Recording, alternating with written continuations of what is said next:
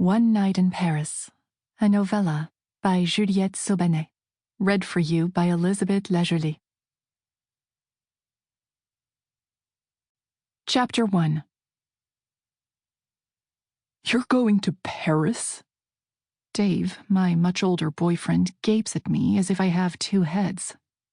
My tall heels click on the polished hardwood floors as I cross through the modern, museum-like living room of our New York City apartment, the stark white walls and constant chill in the air making me shudder. I pull my carry-on from the closet, doing my best to hide the trembling of my hands. My grandma is dying, Dave. She's the woman I was named after, and she wants to see me one more time before... I swallow the knot in my throat and turn to him, searching for a hint of understanding in his cool hazel gaze.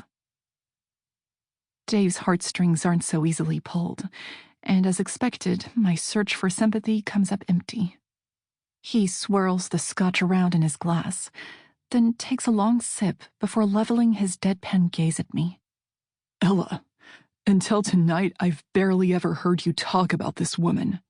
And suddenly you have to drop everything to be at her bedside in Paris?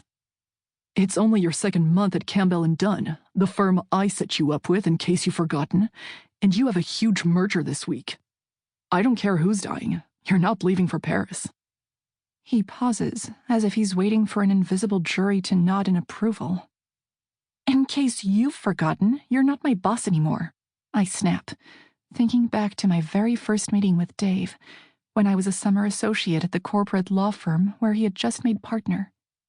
Our booze-filled lunches turned into romantic weekend getaways, and as soon as I graduated and landed a position as a first year at his firm, Dave asked me to move in with him. I was young, smitten, and naive when I said yes. I thought I understood what I was signing up for. More than the sweep-me-off-my-feet romance with an older, more experienced man, it was a lifestyle. A lifestyle I'd finally bought into after years of my parents, law school professors, and classmates all shoving it down my throat. Dave represented money, power, excitement, and a chance to join the ranks of a high society partnership. My career at his firm set me on the path to making major deals that appeared in the Wall Street Journal, and my relationship with Dave meant that I was fully committed to the Manhattan work till you drop while making obscene amounts of money lifestyle.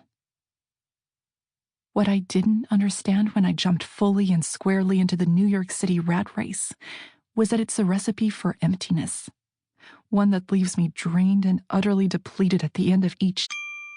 Sample complete. Ready to continue?